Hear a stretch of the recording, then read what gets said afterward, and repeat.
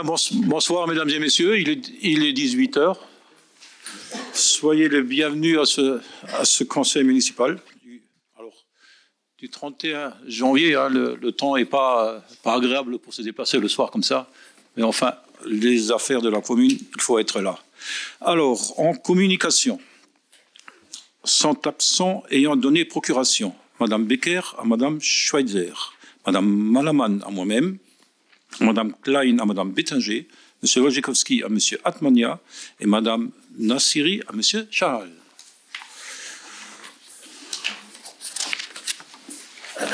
Bien, avant d'ouvrir la séance, je voudrais qu'on observe une minute de silence pour deux choses. Tout d'abord, le décès de Monsieur Albert Bettefeld, pour ceux qui l'ont connu, en date du 20 décembre 2022, et également celui de M. Maurice Adam, en date du 16 janvier 2023. Albert Bettefeld est décédé à l'âge de 75 ans. Il était concierge sur les différents sites à Jeanne d'Arc. Il avait démarré sa carrière au sein de la collectivité en 83. Il était agent technique de 90 à 2008 et avait pris sa retraite en décembre 2008. Il avait 5 enfants. Maurice Adam, que j'ai bien connu, hein, et Jean-Claude, donc il est décédé à l'âge de 82 ans. Il était agent de maîtrise des industries chimiques, à la retraite depuis de nombreuses années. Il avait 2 enfants, 3 petits-enfants et 3 arrière-petits-enfants. Maurice était aussi était notre collègue élu. C'était sur le mandat de 2002 à 2008. Il était notamment, pendant cette mandature, il avait œuvré dans de nombreux domaines et commissions, dans la commission des travaux, circulation et transport, dans les affaires scolaires, l'environnement, les espaces verts et les appels d'offres. Voilà. Nous retiendrons de Maurice son dévouement, sa gentillesse et son professionnalisme. C'est vrai, il était extrêmement gentil, toujours positif, toujours joyeux, hein, toujours une bonne personne. Oui. Voilà. Nos pensées vont forcément aujourd'hui vers son fils Sébastien qui était agent de la commune, donc un de nos collègues, et qui nous a quittés, qui est décédé en 2014 à l'âge de 42 ans. Voilà. Donc, au nom du conseil municipal, je réitère mes condoléances à leurs familles respectives et vous demande de respecter une minute de silence.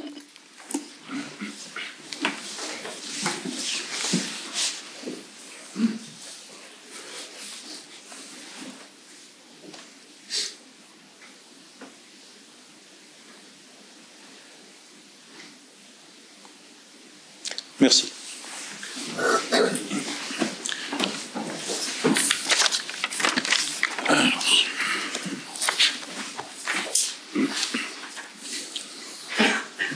Alors, en point numéro 1, c'est la composition des commissions municipales et de certains organismes extérieurs.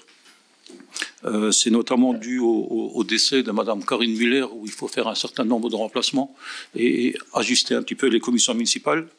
Ah, c'est le point numéro 2, pardon. Le point numéro 1, c'était la communication. Ah, pardon, je suis allé trop vite. Alors, attends, que je récupère le bon dossier avec la liste, comme ça, je ne vais pas me tromper. Ah oui, pas trop vite. Alors, j'ai ma liste. Voilà. Alors, le point numéro 1, oui.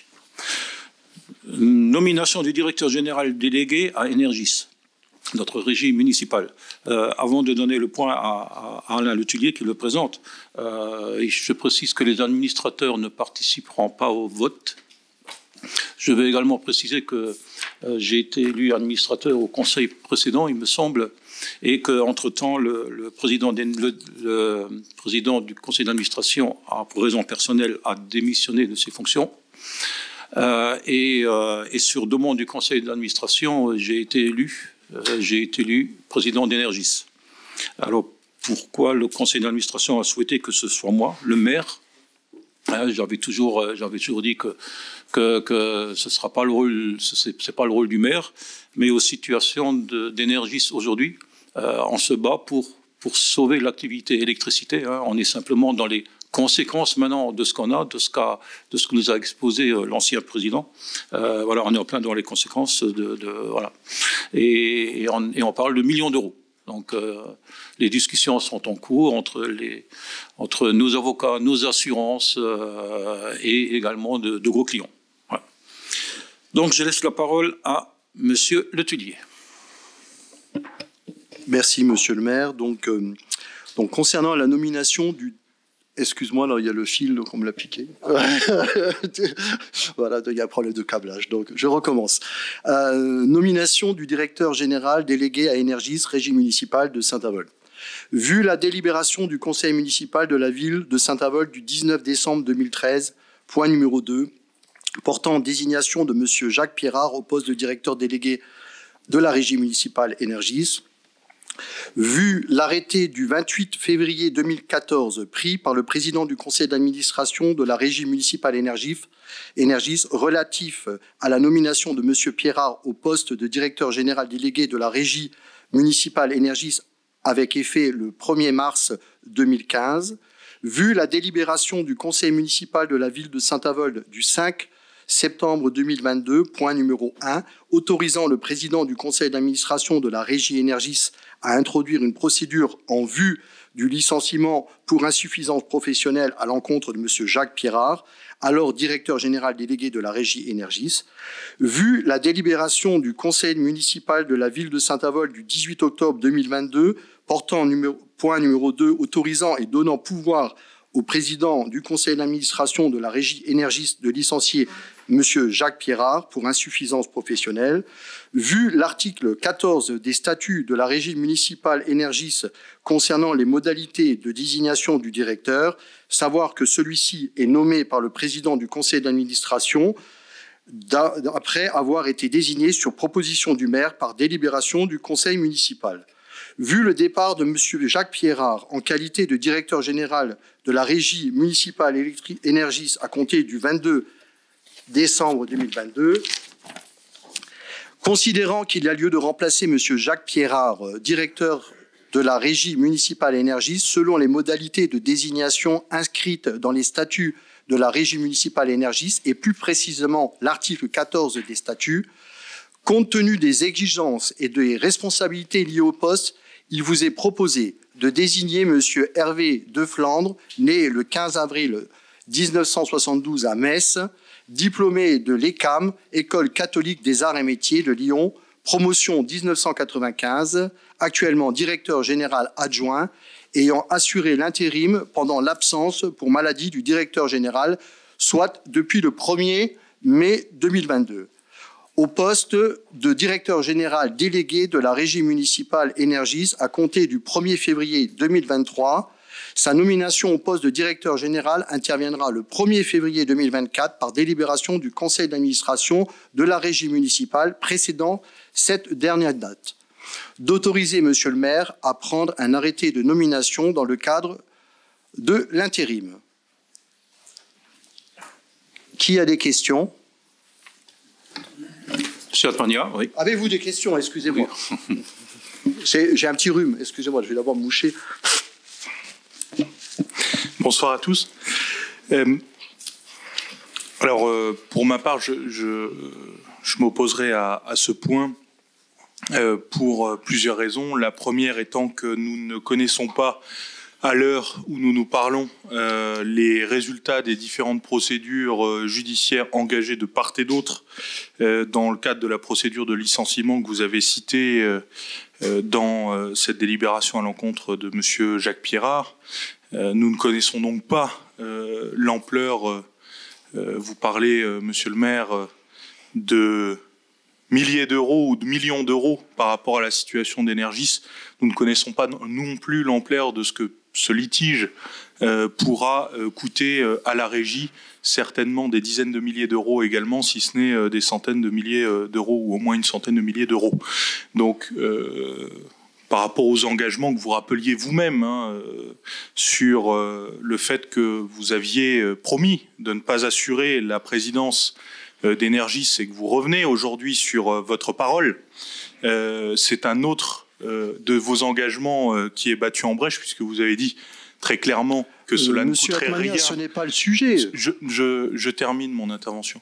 Vous avez très clairement dit que ce licenciement ne coûterait rien aux Naboriens, et ce ne sera pas le cas. Il coûtera bien de l'argent aux Naboriens au travers des caisses de la régie. Donc, eu égard au manque d'informations, ou eu égard également au manque d'informations que vous nous donnez sur les éventuels appels à candidature qui auraient pu être lancés pour trouver d'autres candidats et exposer peut-être plusieurs possibilités au conseil municipal par rapport à la nomination de ce nouveau cadre, je ne me vois pas aujourd'hui dans la situation de me prononcer favorablement sur cette nomination. Voilà. Alors je vais vous répondre sur 2 points. Le premier, c'est le coût qui sera répercuté sur les Naboriens. Je pense que le discours a été clair. Il n'y a pas de coût répercuté sur les Naboriens. On est dans la réglementation avec le bouclier dans les tarifs réglementés de l'énergie, hein, à la régie, et on reste là-dedans. Le coût, et je le répète, hein, parce qu'il a été dit et redit, et je le répète une nouvelle fois, il n'y a pas d'impact. L'impact sera sur les résultats d'Energis, et l'Energis sera impactée pendant de longues années. Voilà. Energis est en train de trouver la meilleure des formules avec nos responsables de la trésorerie, avec la DGFiP, de façon à essayer d'amortir ce qui va nous arriver. On n'a pas tous les résultats encore. On les a pour 2022. On les a eus en 2022 des conséquences de 2021, et ça a été clair. Energis a dû rembourser à la creux 2,2 millions d'euros. Le message a été, on a été clair, transparent. Pour les résultats de 2022 qui vont nous arriver au second trimestre 2023, ça sera l'ordre de quelques millions d'euros aussi que la Creux va nous demander. Donc on n'a pas les résultats aujourd'hui, on a des estimations. Et voilà, il y a de l'impact sur des clients.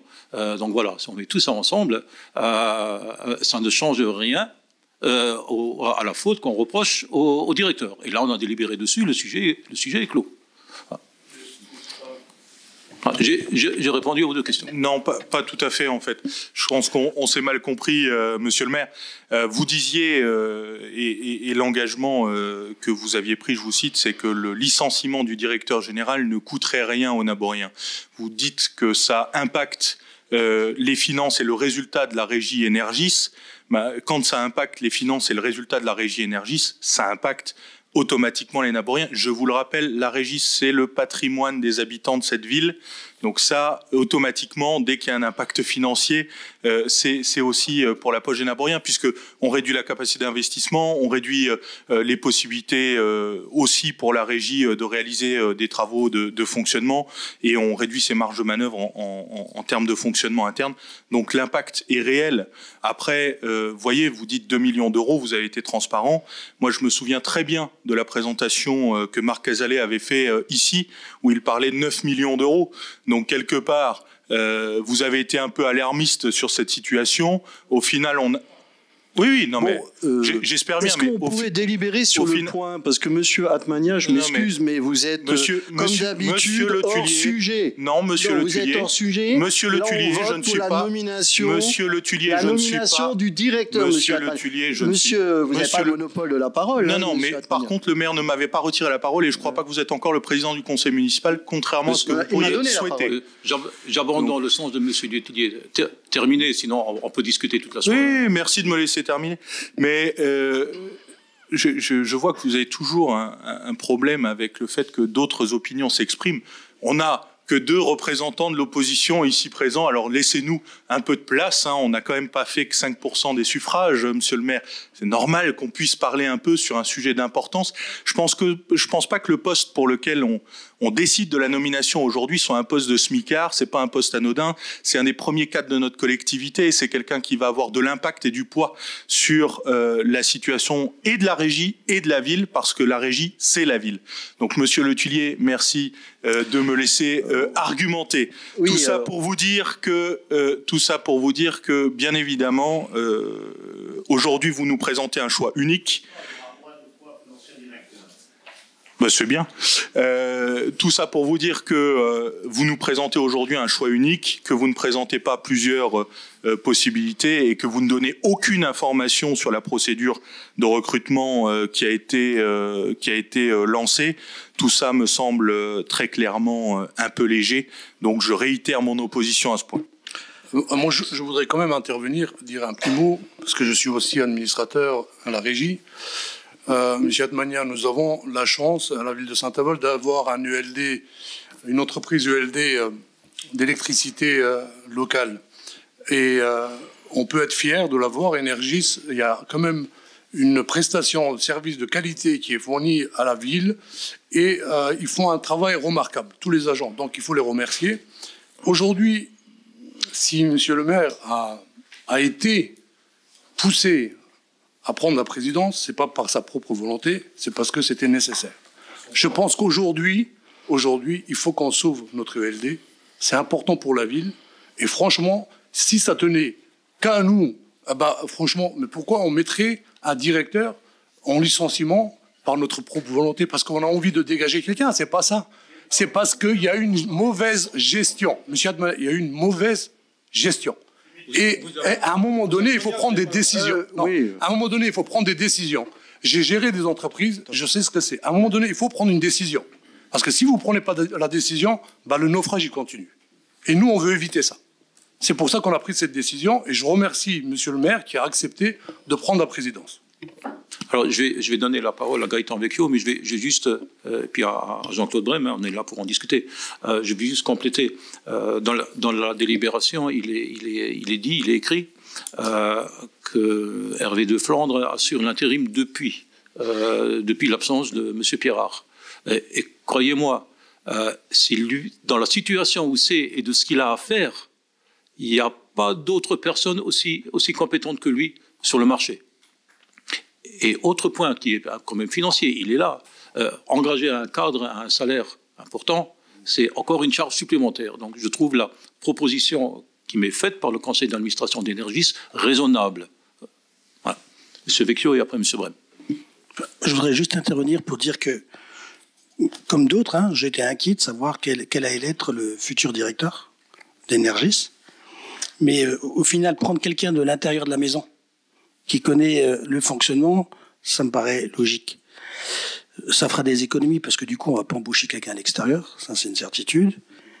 Et je viens de finaliser avec monsieur De Flandre et l'accord du président et du maire. Je vous avais parlé au début de mandat d'un fonds de soutien solidarité énergétique. Ça y est, il va voir le jour. Avec monsieur De Flandre, on a travaillé la question.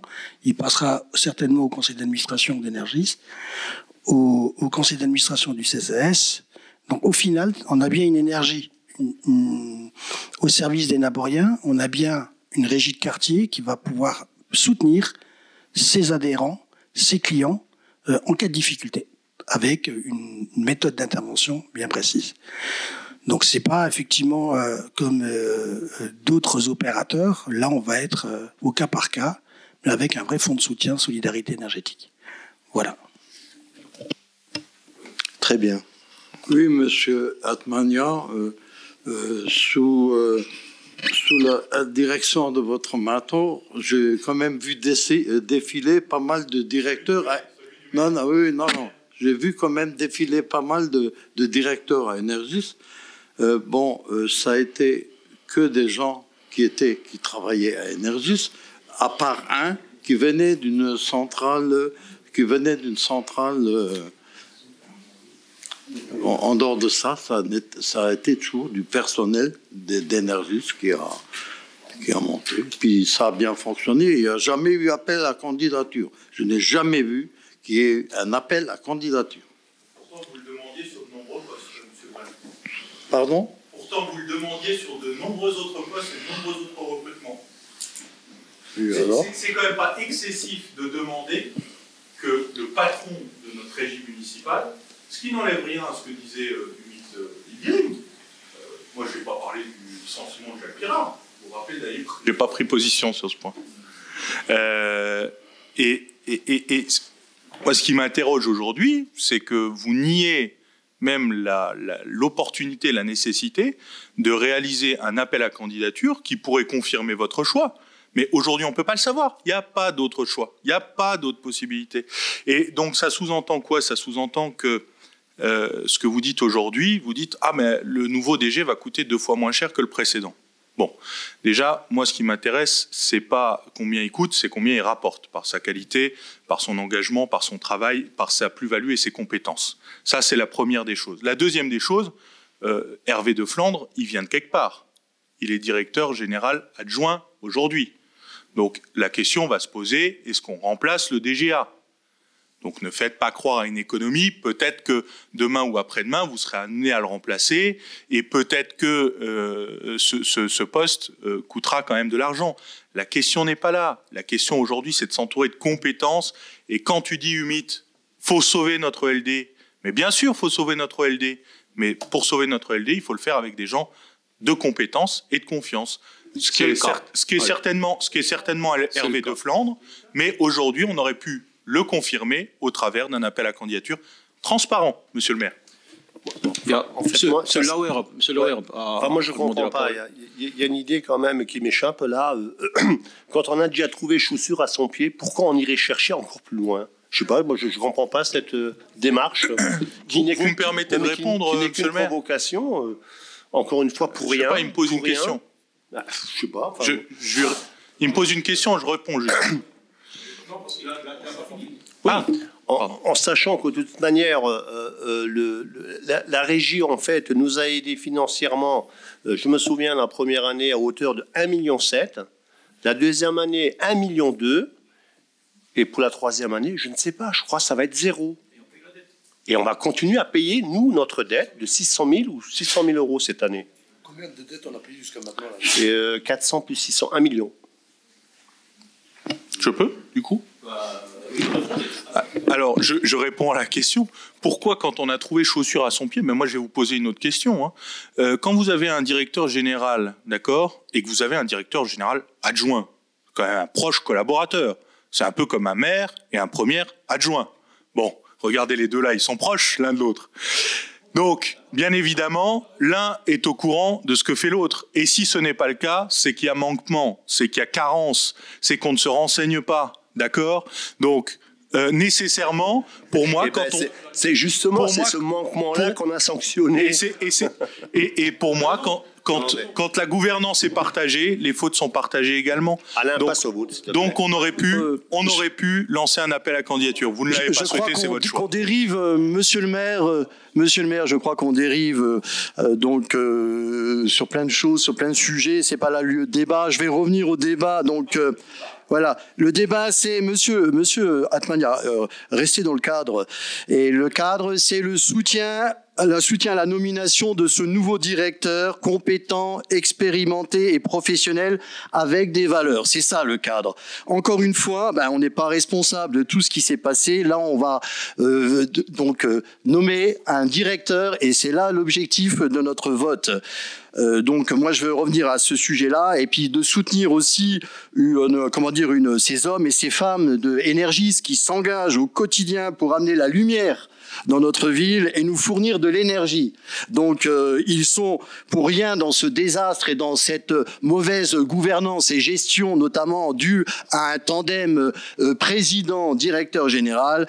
Donc laissons les chances à Hervé de Flandre, qui est un homme de qualité, qui a effectivement collaboré, qui connaît le fonctionnement et le système. Donc focalisons-nous sur les solutions. Et vous avez pu vous exprimer, Monsieur Atmania, je peux aussi. Voilà. Donc, focalisons-nous sur les solutions et bravo pour cette solution de prendre quelqu'un qui est compétent, expérimenté et allons vers l'énergie positive. Donc voilà, nous avons terminé. Donc la question maintenant, qui est contre? Qui s'abstient? Merci à tous.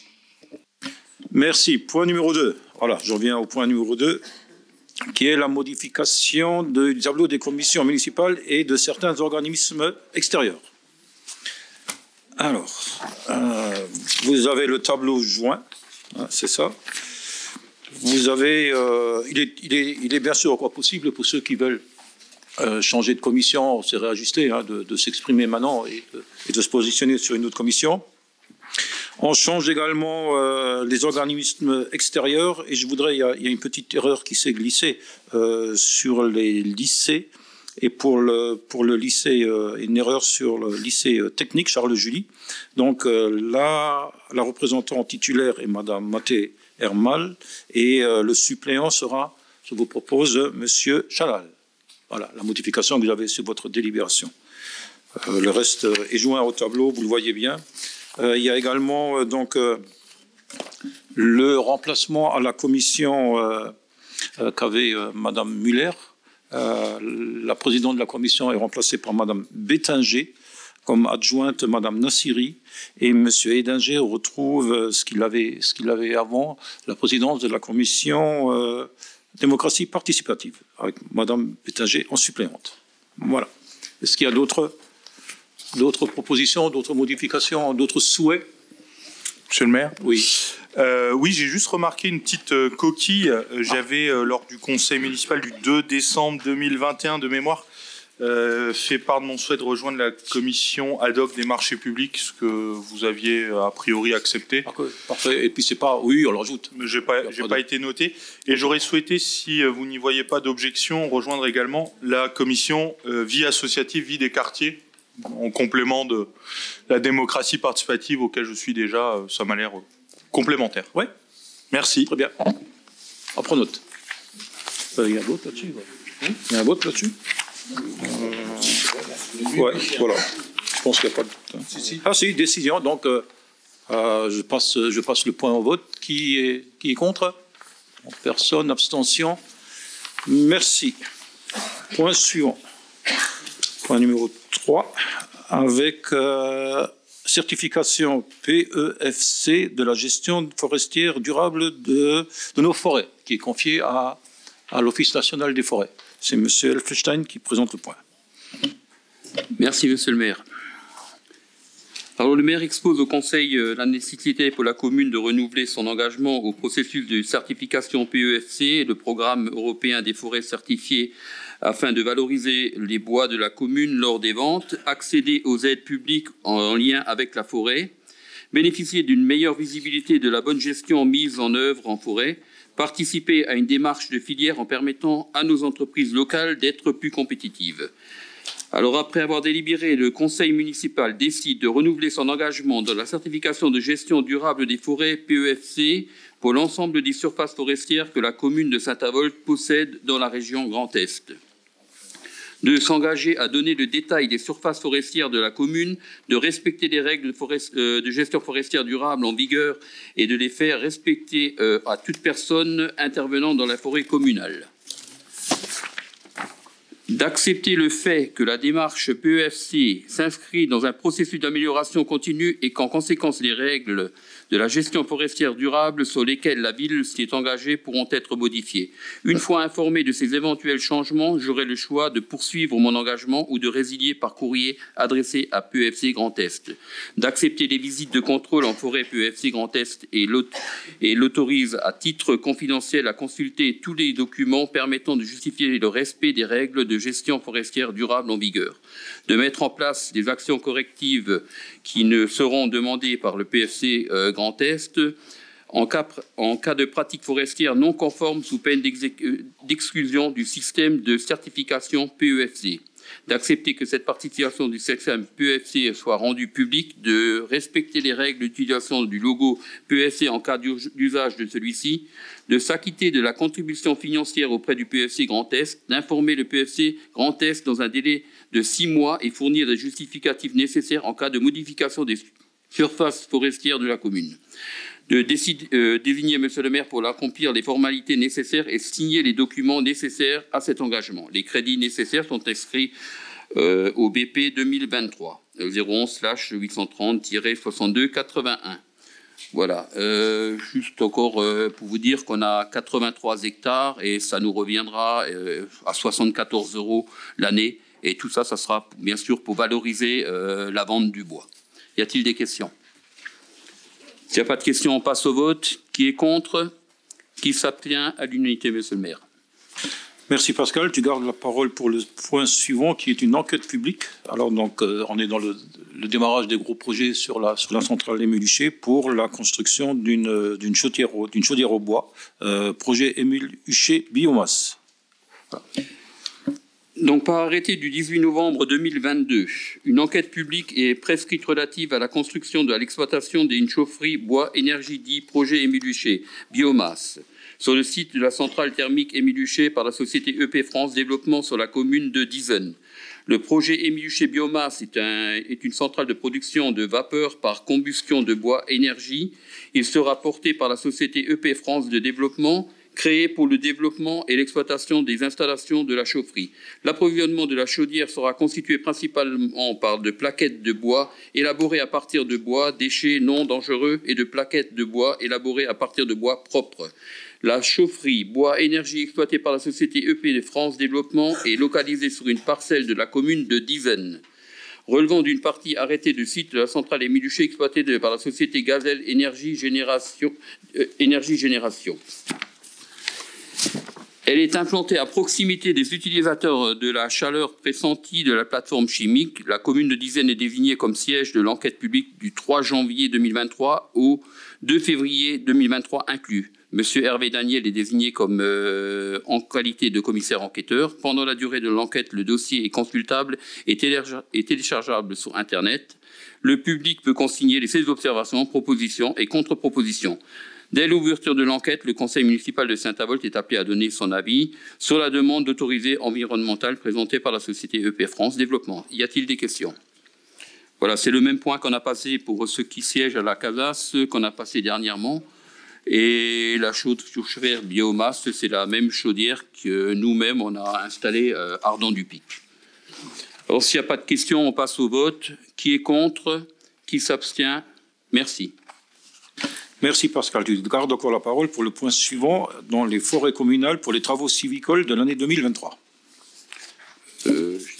Non, c'est le point 5 d'abord. Oui, sous l'aplomb du... Oui, anticipé. Voilà. Alors, monsieur le maire peut faire procéder à l'exécution de travaux d'élagage et de taille pour mettre fin à l'avancée de plantation sur l'emprise des voies sur lesquelles il exerce des pouvoirs de police. Ces travaux doivent être réalisés afin de garantir la sécurité de sûreté et la commodité de passage. Les frais sont alors exclusivement à la charge des propriétaires négligents. Aussi, le maire peut prévoir d'imposer aux riverains des voies communales d'élaguer ou de tailler leurs plantations pour des raisons de sécurité. La mairie peut procéder à l'élagage d'office des plantations aux frais des propriétaires après une mise en demeure restée sans résultat. Monsieur le maire propose à l'Assemblée délibérante d'approuver les modalités suivantes. Constat d'un débord végétal à l'aplomb des voies communales par le garde champêtre. Envoi d'un courrier en AR pour rappeler la nécessité d'élaguer ou tailler les plantations qui avancent sur les voies communales avec un délai d'1 mois. D'1 mois pour remédier à la situation. Le maire informe les riverains qu'il envisage d'entamer une procédure d'élagage d'office aux frais du riverain en précisant le montant de la dépense occasionnée. Alors, en cas de non-réponse, le maire adresse une mise en demeure en accusé de réception assortie d'un nouveau délai de 1 mois. Après un délai de 2 mois à compter de l'envoi du premier courrier, l'élagage des plantations pourra se faire d'office par le maire, par les services communaux ou par des prestataires mandatés par la ville selon la nature des travaux. Alors, les freins d'intervention sont à la charge des propriétaires. Le montant de la facturation est déterminé comme suit. Un forfait fixe de 500 € plus un montant horaire d'un montant de 30 € l'heure. Un titre de recette correspondant à un montant de dépenses supportées est émis. En cas d'urgence et en fonction du degré d'urgence, les délais peuvent être modifiés. La procédure d'intervention peut être raccourcie et l'élagage et la taille des plantations pourraient se faire d'office par la mairie ou un prestataire mandaté par la mairie.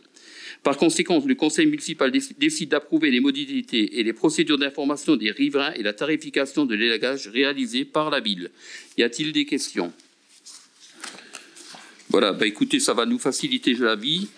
Alors, s'il n'y a pas de questions, on passe au vote. Qui est contre? Qui s'abstient? À l'unanimité, monsieur le maire. Merci. Bon, les travaux civicoles maintenant. Point suivant. Alors, travaux civicoles. Alors, dans le cadre des opérations annuelles d'entretien de la forêt communale, Monsieur le responsable de l'unité territoriale de l'Office national des forêts à Saint-Avold soumet au conseil municipal les travaux civicoles réalisés durant l'année 2023 en EET Office entrepreneur des travaux. Localisation parcelle de A5U, il vous est proposé d'adopter les devis des travaux civicoles pour un montant, toute taxe comprise, de 7 616,78 €. De charger Monsieur le maire à l'exécution de la présente délibération, étant précisé que les crédits nécessaires sont inscrits au budget 2023 sur le compte 01/8331.61 d'accepter que le fait que la démarche PEFC s'inscrit dans un processus d'amélioration continue et en conséquence les règles de gestion forestière durable sur lesquelles la ville s'est engagée pourront être modifiées. Une fois informé ces éventuels changements, de la ville aura le choix de s'engager et de résilier le PEFC Grand Est. Alors, voilà, d'accepter de mettre en place les actions compétitives demandées au PEFC Grand Est en pratique forestière non conformes sous peine d'exclusion du système de certificat, d'accepter que le PEFC soit rendu public, de respecter les règles, comme je l'ai dit avant, donc on revient toujours à la même chose, de désigner monsieur le maire pour accomplir les formalités nécessaires, signer les documents nécessaires et de s'engager. Les crédits nécessaires sont inscrits au BP 2023 011/830 62 81. Y a-t-il des questions? Alors, juste pour information, les deux endroits sont derrière, sont à Dourdal, et aussi derrière le Novotel, voilà, derrière le Novotel. Y a-t-il des questions? Il n'y a pas de questions, on passe au vote. Qui est contre? Qui s'abstient? Merci. Merci Pascal. Le point suivant concerne l'urbanisme avec l'approbation de la modification du plan local d'urbanisme. Monsieur le premier adjoint, vous avez la parole. Merci monsieur le maire. Donc il s'agit ici en fait d'une modification. C'est la dernière modification qui aura lieu avant la révision complète. Il s'agit de deux zones. C'est le quartier Lemire, passage donc d'une zone d'équipement public à une zone pavillonnaire. Et le quartier Émuluché, il s'agit de deux parcelles qui passent de UDR, donc restreint, qui ne sont pas constructibles et qui vont passer en constructibles. Donc la modification sera exécutoire si nous la votons. Alors, considérant que le projet de modification du PLU tel qu'il est présenté au conseil municipal est prêt à être approuvé conformément à l'article L153-43 du Code de l'urbanisme, après avoir délibéré, le conseil municipal décide d'approuver le dossier de modification PLU tel qu'il est annexé à la présente. Dit que la présente délibération fera l'objet d'une publication sur le site internet de la ville et d'une mention dans un journal conformément aux articles R153-20 et R153-21 du Code de l'urbanisme. Dit que conformément à l'article R153-21 du Code de l'urbanisme, le PLU modifié est tenu à la disposition du public à la mairie de Saint-Avold aux jours et heures habituels d'ouverture ainsi qu'à la préfecture DTT 17 quai Paul Wilzer à Metz. Dit que la présente délibération et les dispositions résultant de la modification du PLU seront exécutoires dès leur transmission par voie dématérialisée en sous-préfecture et après leur parution dans un journal conformément aux articles 153-23, 153-2.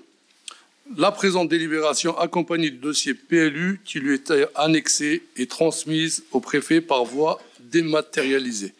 Donc vous avez en annexe l'enquête publique qui a été menée durant pratiquement un mois par un commissaire enquêteur. Voilà. Y a-t-il des questions, des remarques, M. Atmania? Oui, je me permets juste de t'interroger sur le changement qu'il est proposé d'opérer donc sur la rue Lemire, donc d'un terrain qui était UE, donc c'est un terrain qui est prévu, je crois, pour de l'équipement à UC, donc c'est de l'habitat mixte, je crois. Si tu peux m'éclairer peut-être sur la motivation et puis sur les éventuels projets qu'il y a derrière.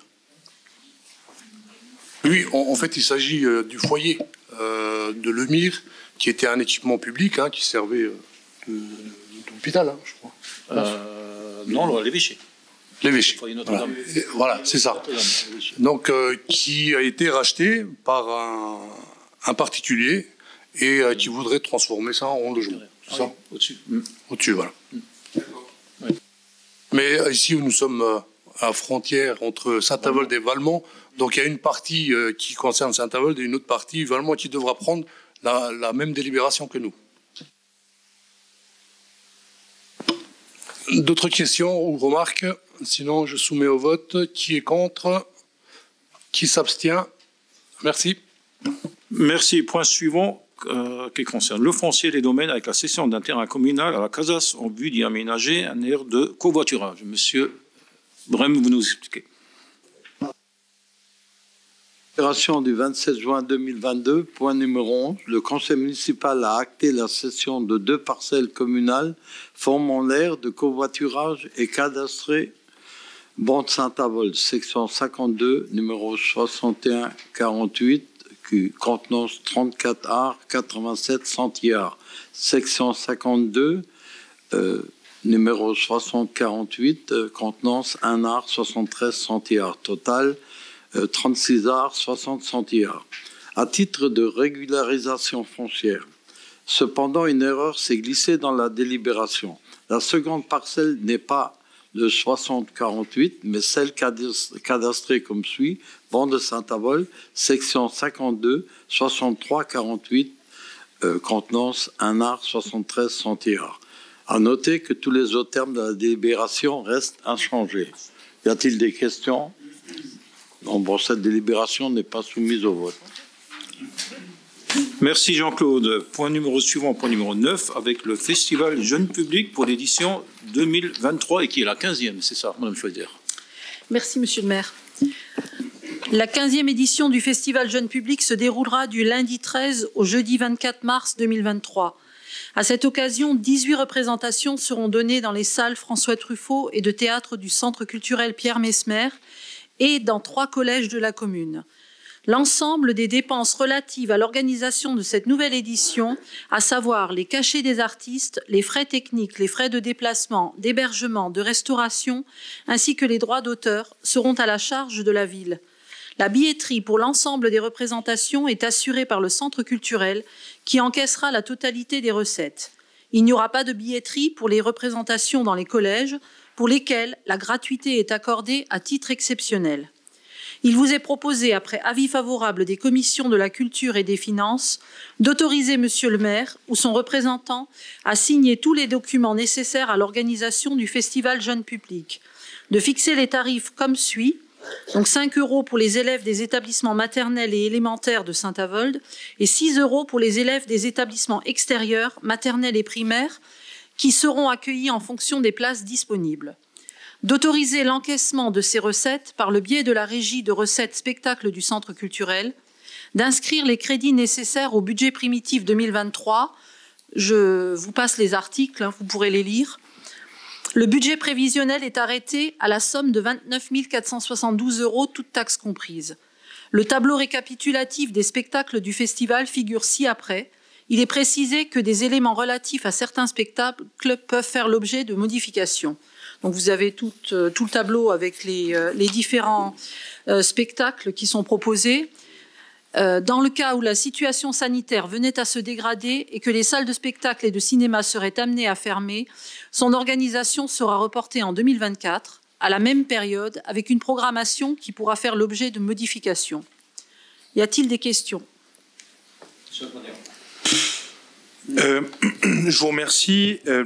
Bon, déjà pour saluer la poursuite de cette belle opération et simplement pour vous suggérer de remettre au goût du jour une pratique qui avait pu avoir cours, c'est celle qui a d'ailleurs été évoquée en commission des finances de solliciter la participation de partenaires privés pour je dirais, recueillir quelques recettes sur cet événement. Alors évidemment, on ne demande pas un financement total, mais ça pourrait être aussi un beau signal. Je pense que des partenaires privés peuvent légitimement avoir envie de soutenir ce type d'initiative, d'une part, et puis d'autre part, la ville le fait à d'autres occasions, pour le bulletin municipal par exemple, donc ça peut tout à fait se banaliser au travers de ce type d'opération. Voilà. Très bien. Donc, y a-t-il d'autres questions? Qui est contre? Qui s'abstient? À l'unanimité, monsieur le maire. Merci à vous. Merci Raymond. Point suivant, point numéro 10, avec la vie associative, avec une réduction exceptionnelle sur le prix de location de la salle Agora. Monsieur Godig, vous avez la parole. Vu la délibération du 6 octobre 2008 fixant les tarifs de location de la salle Agora, vu le courrier en date du 20 décembre 2022 de la Caisse mutuelle complémentaire et d'action sociale des industries électriques et gazières du centre de Metz, le CMCAS, sollicitant Monsieur le maire à une prise en charge de 50% du solde de leur location du 26 et 27 novembre 2022.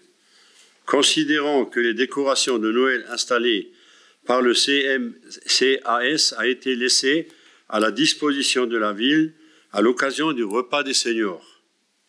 Il est proposé au conseil municipal d'autoriser Monsieur le maire d'accorder une remise gracieuse d'un montant de 868 € correspondant à 50% du solde restant à régler, voir détail ci-dessous. Donc la tarification était de 2480, le versement qu'ils avaient fait le 11-10-22 était de 744, donc il restait un solde à payer de 1736 et on leur a fait une remise de 50%, donc de 868 €.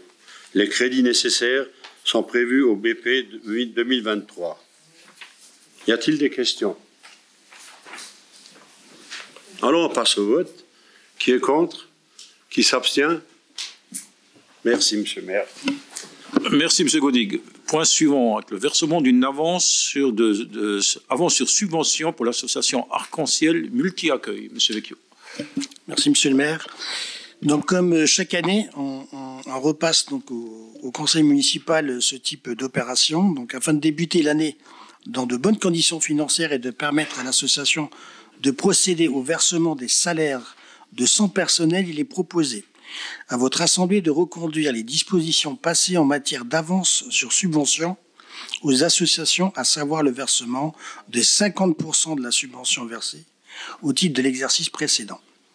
Pour mémoire, le conseil municipal a octroyé en 2022 une subvention de 290 000 € à l'association Arc-en-Ciel, gestionnaire du multi-accueil. Aussi, il vous est demandé d'accepter dès à présent pour l'année 2023 le versement d'une avance à l'association Arc-en-Ciel, gestionnaire du multi-accueil, égale à 50% de la subvention versée au titre de l'année 2022, soit la somme de 145 000 €. La dépense sera imputée au chapitre 65-64, article 65-74 du budget de l'exercice 2023. Y a-t-il des questions? On peut passer au vote. Qui est contre? Qui s'abstient? Merci. Merci. Le point suivant avec la délégation de services publics pour la gestion de l'exploitation du crématorium et le choix du délégataire. Donc nous avions délibéré le 27 juin 2022 pour désigner des membres pour une commission de délégation de services publics pour la gestion de l'exploitation du crématorium et en approuvant le recours à une délégation de services publics. Alors, le crématorium aujourd'hui, il est géré par un exploitant qui s'appelle OGF depuis le 8 février 2000. Le contrat de délégation actuel prend fin le 28 février 2023. Par délibération du 27 juin 2022, le Conseil a approuvé le principe donc, de recours à la délégation et le rapport de présentation exposant le contenu principal caractéristique de cette désignation. Je vais essayer de faire un peu plus court et citer quelques dates. Donc, le 30 septembre 2022 a été procédé à l'ouverture des plis. Le 6 octobre 2022, les dossiers ont été présentés, admis et pour analyse. Le 17 octobre 2022, les offres ont été présentées à la commission et donc deux sociétés ont répondu. Donc plus tard, donc le 4 novembre, c'est bien ça, oui, le 4 novembre, le comité d'appel d'offres techniques et moi-même avons reçu les deux sociétés, les unes après les autres, pour une présentation de leur offre et également une négociation tant sur ce qu'ils proposaient, une amélioration, et financière. Et donc, une offre aurait dû être soumise au final pour le 23 novembre 2022 à 12 heures. Il se trouve qu'il n'y a qu'une société qui a remis l'offre dans les délais, qui est la Société de Crématorium de France. Donc, je vous propose donc de retenir cette société et d'approuver le choix de l'offre de la Société Crématorium de France pour la gestion de l'exploitation du crématorium, de m'autoriser à signer les contrats de délégation de service public avec prise à effet au 1er mars 2023 pour une durée de 15 ans et d'autoriser M. le maire à signer, donc moi-même, tous les documents y afférents. Est-ce qu'il y a des questions? Voilà. En complément, ce qu'ils ont d'informations, ce qu'ils ont présenté tous les deux est vraiment bien. Ça va changer complètement. Donc, c'est un nouveau crématorium complet. Hein. Ça va changer complètement. L'entrée sera plus vers l'arrière, mais sera vers devant avec une belle entrée. C'est une belle évolution avec plus d'espace à l'intérieur, des salles d'accueil, un bel accueil, des espaces plus grands. Pour les cérémonies, voilà, des espaces aussi pour les familles et également pour les agents, hein, ce qui n'existait pas aujourd'hui, il y a un vrai espace d'attente pour les agents. Voilà, donc s'il n'y a pas de questions, on peut passer au vote. Qui est contre? Abstention? Merci. Point suivant, point numéro 13, avec la construction de notre cantine scolaire et le lancement du concours de maîtrise d'œuvre. Monsieur Elirim, vous avez la parole. Merci, monsieur le maire. Bon, le point il est un peu long parce que le projet il est beau, c'est un grand projet. Ça demande beaucoup d'explications, mais je vais essayer de faire court avec une synthèse. Donc, lors de la séance du 1er décembre 2022, le conseil municipal a approuvé le projet de construction d'une cantine scolaire répondant aux exigences de sobriété énergétique. Le montant prévisionnel de l'opération est estimé à 3 442 206 €, sachant que des demandes de subventions seront faites auprès notamment de la région, de l'État, du département, et on négligera aucun organisme. Le conseil municipal a également approuvé le recours à un concours pour désigner l'équipe de maîtrise d'œuvre. Aujourd'hui, il vous est proposé d'admettre 3 candidats maximum à concourir dans le cadre de cette procédure. Ces derniers seront invités à remettre un projet de niveau esquisse plus et selon les dispositions du Code de la commande publique seront indemnisés via une prime. Il vous est proposé d'arrêter le montant de cette prime à 22 000 € par candidat. Il convient également de constituer le jury chargé de donner son avis sur les projets. Conformément aux dispositions du Code de la commande publique, ce jury est composé de Monsieur le maire, président de la commission d'appel d'offres, président du jury, des membres titulaires élus de la CAO, donc Monsieur Brem Jean-Claude, Monsieur Pascal Lauer, moi-même, Monsieur Serge Hélinger et Monsieur Tristan Atmania, et d'un tiers de personnes disposant de la même qualification que celle exigée pour les candidats, soit 4 personnes, 2 architectes et 2 bureaux d'études cuisinistes, désignés ultérieurement par arrêté du maire. L'ensemble de ces membres ayant voix délibérative. Il est également proposé de désigner les membres suivants à voix consultative. L'adjoint au maire en charge de la restauration scolaire, l'assistant en maîtrise d'ouvrage, des techniciens représentant le service de la maîtrise d'ouvrage, le DST, responsable de la restauration scolaire. Les membres du jury composant le tiers des personnalités qualifiées seront indemnisés de 300 € TTC par réunion de jury, en sus des remboursements des frais de transport. Je tiens juste à préciser que les élus qui siègent ne touchent pas d'indemnité pour ça. C'est juste les personnalités qualifiées. Donc, il vous est demandé d'autoriser, monsieur le maire, à signer tous les documents relatifs au concours de maîtrise d'œuvre. Y a-t-il des questions, des remarques?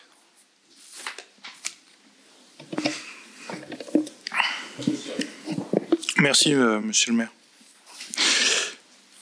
Alors, j'ai plusieurs remarques, effectivement, par rapport à ce projet et au lancement de ce concours de maîtrise d'œuvre.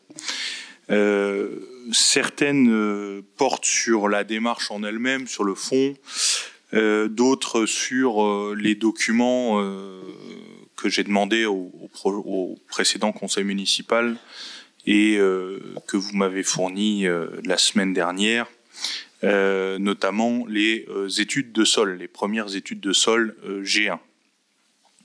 Alors, d'une part, vous évoquez un montant prévisionnel de l'opération à 3 442 206 €. Je rappelle que c'est du hors taxe. En rajoutant la TVA, on arrive à 4 160 000 € environ, sachant que la TVA n'est pas récupérée en totalité par la collectivité, à 16 et des brouettes % contre 20% de dépenses. Ça, c'était juste une petite précision, mais qui vaut quelques milliers d'euros tout de même.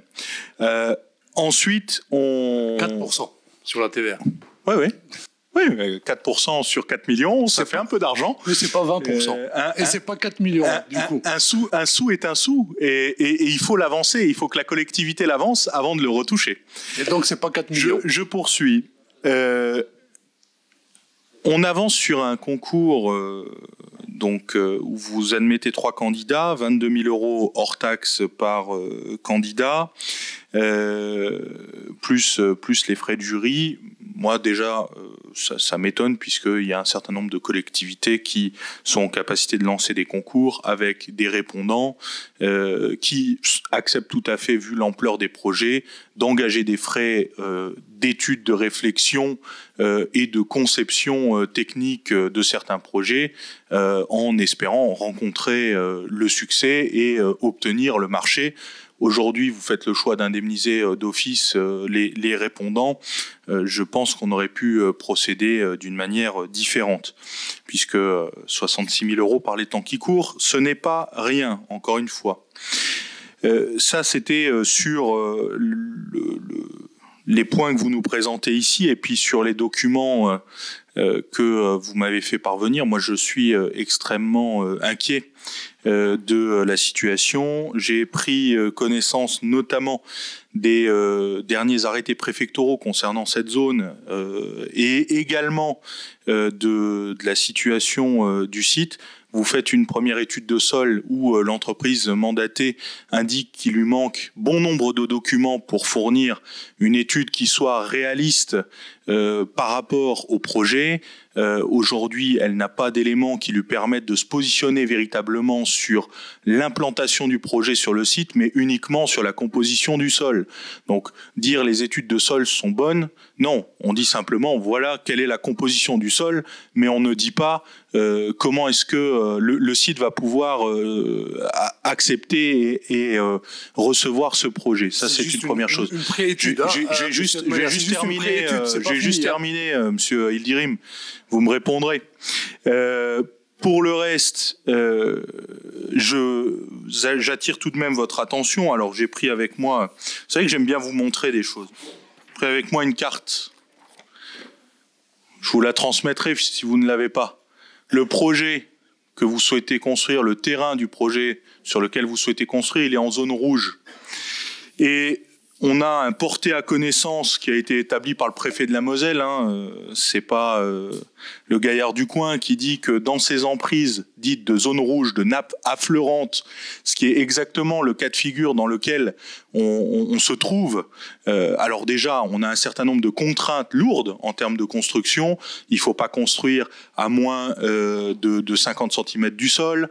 Il faut que tous les équipements électriques soient à plus d'1 mètre du sol. Monsieur Atmania, vous nous faites la cour d'urbanisme pour poser votre question. Là. Allez, on y va. Non, mais laissez-moi terminer. Il va falloir que vous acceptiez à un moment donné, encore une fois. Non, mais c'est pas neutre. Attendez.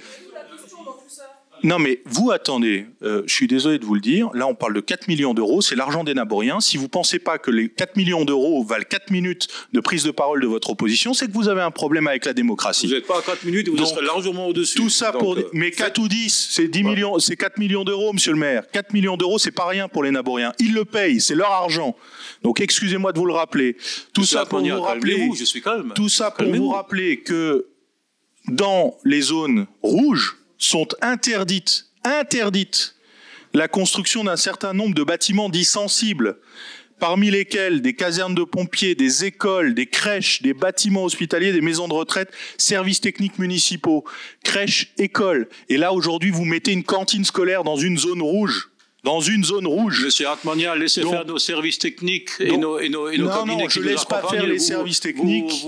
Je ne laisse pas faire les services techniques, tandis que le projet, pour rappel, puisque je suis obligé de vous redire les choses, quand vous prenez la carte des zones rouges, le projet et le site sur lequel vous souhaitez implanter votre nouvelle cantine est en plein dedans.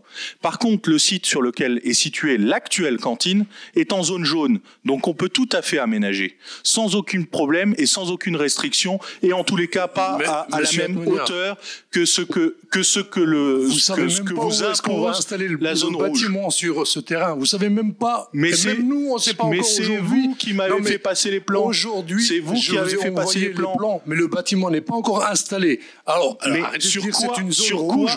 La zone rouge, elle est bien loin derrière. Non. On est en plein dedans. Et la carte que vous avez fait valider au dernier conseil municipal indique l'emplacement du projet. C'est une préétude. Et une fois qu'on aura le résultat des études complètes, je vous les transmettrai. Comme je l'ai fait par ailleurs. Sans parler de l'étude de sol, le projet que vous nous avez présenté, sur lequel vous avez fait valider la construction lors du précédent conseil municipal, indique un emplacement sur ce projet, indique un site de construction, et ce site de construction que vous avez fléché est en zone rouge. Je suis désolé de vous le dire. C'était une proposition. Mais c'est une proposition sur laquelle... les résultats des études, on mettra là où il faut. Et ça ne sera pas dans une zone rouge. Mais ce n'est absolument pas la façon dont vous l'avez présenté d'une part. Et dites-moi à un moment donné, très simplement, où est-ce que vous allez le mettre sinon, puisque la zone rouge démarre à Audervent. On vous le dira quand l'étude sera terminée. Mais il y a quelque chose que vous ne comprenez pas. Arrêtez avec vos histoires. Il n'y a pas d'histoire d'études seront terminées. Vous demandez un concours d'architecte. Le concours d'architecte, il va se baser sur le site que vous lui avez indiqué. Vous avez indiqué 980 mètres carrés de surface bâtie. Vous avez indiqué un emplacement à la limite du centre équestre d'Auderfend et sur l'emplacement de l'ancien étang d'Auderfend. Ça, c'est un fait, c'est une vérité. C'est vous qui avez indiqué ce site. C'est sur cette étude, c'est sur ce site que les architectes vont travailler. Concluez ou je vous coupe la parole. Concluez, je vous coupe la parole. On n'est plus dans le dialogue. On n'est plus dans le dialogue. On n'est plus dans le dialogue. Moi, je suis désolé de dire, si on est dans le dialogue, vous ne pouvez pas juste... Vous faites partie du jury. Vous faites partie du jury. Alors, aujourd'hui, on est très transparent et on restera très transparent sur l'avancement de cette étude, de ce projet. Vous faites partie du jury, donc vous direz ce que vous avez envie de dire. Monsieur Lirim, je vous rappelle juste une chose, je ne fais pas partie du jury. On essaie d'apporter un projet extraordinaire aujourd'hui pour la ville de Saint-Avold. Ce n'est pas extraordinaire, c'est jeter l'argent des laboriens par la fenêtre. C'est du gâchis de pognon. La mauvaise politique. C'est du gâchis de pognon. C'est du gâchis d'argent public. C'est du gâchis d'argent public. Voilà ce que vous faites aujourd'hui. Madame Spire a demandé la parole. Madame Spire. Madame Spire a la parole. C'est bon, vous avez fini, monsieur Atmania, votre show? Vous vous en fichez des Narboriens. Votre ami derrière est en train de vous filmer, c'est un show que vous êtes en train de faire depuis 10 minutes. Vous vous en fichez des 4 millions de la cantine. C'est juste votre show derrière qui vous intéresse. Monsieur Atmania, vous n'avez pas la parole. Monsieur Atmania, soyez respectueux. Monsieur Atmania, soyez respectueux, s'il vous plaît. Une dernière fois. Interruption de séance 10 minutes. Interruption de séance 10 minutes.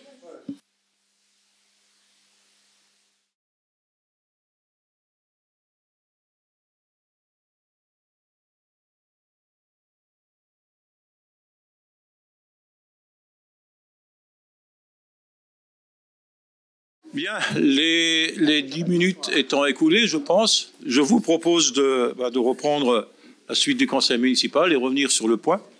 Madame Spire, vous aviez la parole. Non, elle avait fini. Bon, elle a fini. Ah. Si moi je peux juste apporter peut-être une précision, monsieur le maire, noble assemblée, si les esprits sont calmés, nous avons eu plusieurs sommations et des mises en demeure sous l'ancienne gouvernance aussi, hein. Alors, je vais vous lire juste un courrier qui nous a été adressé, monsieur le maire.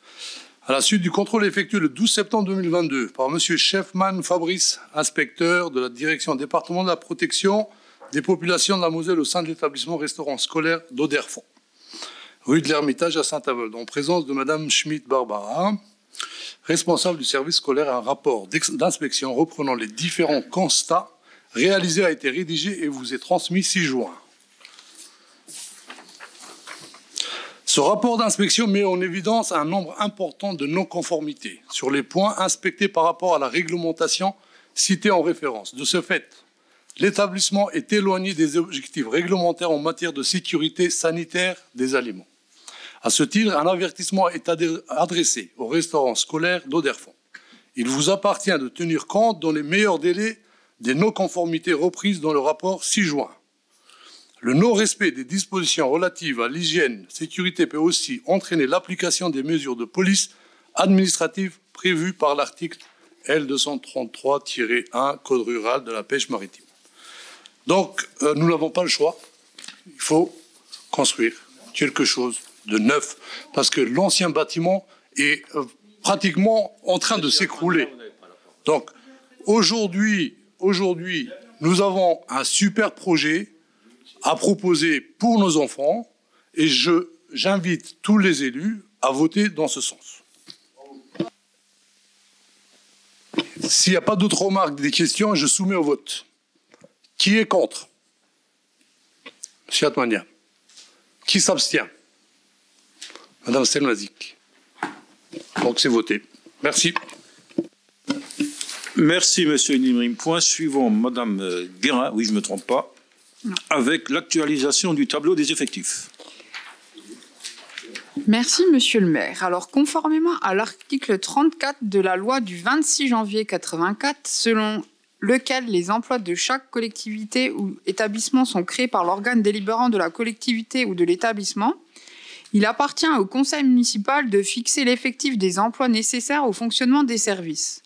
Considérant qu'il convient de mettre en adéquation les missions d'un agent de la médiathèque dans la filière culturelle, considérant la demande du dit agent sollicitant son intégration dans la filière culturelle en lieu et place de la filière administrative, considérant que les crédits sont prévus au budget primitif de la commune, chapitre 012, charges de personnel et frais assimilés, il est proposé au conseil municipal d'adapter le tableau des effectifs en fonction de ce qui suit. Donc de créer dans la filière culturelle un poste d'assistant de conservatoire du patrimoine et des bibliothèques titulaires à temps complet et de fermer dans la filière administrative un poste de rédacteur titulaire à temps complet, et ce à partir du 1er février 2023. Est-ce qu'il y a des questions? Ok, donc qui est contre? Qui s'abstient? Personne. Merci. Point suivant et avant-dernier, avec l'ouverture du capital de la SEBL Grand Est et une prise de participation d'action. Monsieur le Premier adjoint, vous avez la parole. Merci, Monsieur le maire. Alors, plusieurs entreprises publiques locales maillent le territoire de la région Grand Est. La plupart interviennent en milieu urbain et dans nos métropoles. Une seule est spécialisée dans le pilotage d'opérations en milieu périurbain, rural et dans les petites, moyennes villes. SEBL Grand Est, la société d'économie mixte, dont la région est l'actionnaire majoritaire. Ces territoires spécifiques auxquels SEBL s'adresse prioritairement ont des caractéristiques propres, notamment le fait d'évoluer dans un environnement dans lequel le marché de l'immobilier ou la dynamique d'implantation d'entreprises est plus contrainte que les grandes métropoles. La compétence et les nombreuses références de SEBL l'autorisent à proposer une offre adaptée à ses besoins spécifiques. C'est pourquoi le positionnement que nous voulons promouvoir pour SEBL est d'être la SEM des territoires, c'est-à-dire de tous les territoires, notamment ceux dans lesquels ses compétences en matière d'ingénierie, de projets d'aménagement ou de construction d'équipements publics sont particulièrement demandés. À noter que la SEM peut également, du fait de son assise financière, porter les investissements des collectivités dans le cadre de contrats de concession notamment. Par ailleurs, des métropoles de la région Grand Est peuvent souhaiter, pour différentes raisons, avoir recours aux compétences d'ingénierie de projets pour leurs propres investissements. Dans cet esprit, la région Grand Est souhaite proposer aux collectivités les plus dynamiques de leur ouvrir l'accès au capital de sa SEM, ce qui leur permettra d'avoir un lien direct au sein même de l'entreprise. SEBL est un acteur majeur de l'aménagement du territoire, de la transition énergétique et de la sobriété foncière dans la région. C'est par exemple le premier opérateur de reconversion de friches à l'échelle régionale. Pour favoriser la mise en œuvre rapide de cette opération stratégique d'élargissement de la capitale de SACEM, la région propose de céder ses actions dans des conditions particulièrement avantageuses. Pour tout engagement intervenant d'ici le 27 janvier 2023, la RGE consentirait à céder son action à un prix inférieur de 30% de sa valeur financière. À titre indicatif, la valeur financière d'une action est de 1 € estimé à 1,45 €. Le rapport d'évaluation des actions par un expert comptable est en cours et sera confirmé au cours du premier trimestre 2023. Donc je vais passer tout. Enfin, le point il est tellement long que je vais passer directement vers la fin.